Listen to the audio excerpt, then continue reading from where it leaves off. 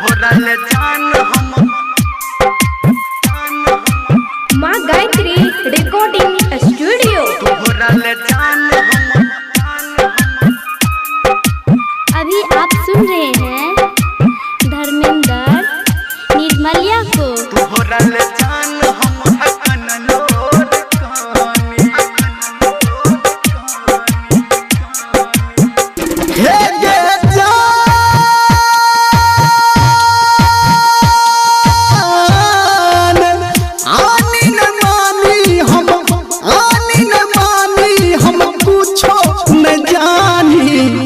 तोहरा ले जान हम हकन लोर कानी तोहरा ले जान हम हकन लोर कानी आनी न मानी हम पूछो न जानी तोहरा ले जान हम हकन लोर कानी तोहरा ले जान हम हकन लोर कानी तोहरा ले जान हम हकन लोर कहानी तोहरा ले जान हम हकन लोर कहानी तोहरा ले जान हम तोहरा ले जान हम DJ good Madhubani, DJ good Madhubani. हकन लोर कहानी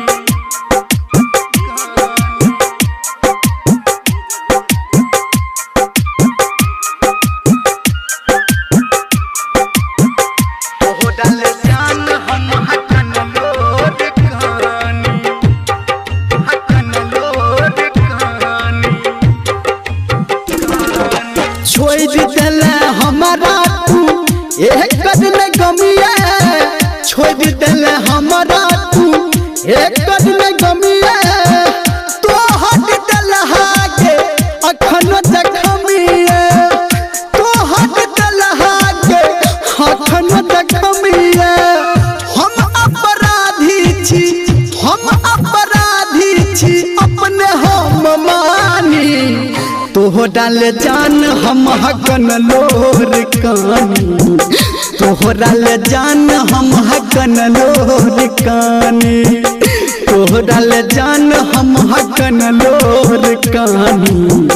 तोहरा ले जान हम हकन लोर कानी तोहरा ले जान हम तोहरा ले जान हम अभी आप सुन रहे हैं सावरिया म्यूजिक। तोहरा ले जान हम हकन लोर कहानी हकन लोर कहानी याद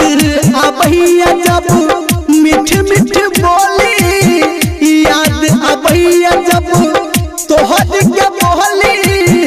दिल पे चला दई हमारा के गोली दिल पे चला दई हमारा के गोली कहो धर्मेंद्र गे कहो निर्मलिया गे सुन के रहानी तोहरा ले जान हम हकन लोर कहानी तोहरा ले जान हम हकन लोर कानी तोहरा ले जान हम हकन लोर कानी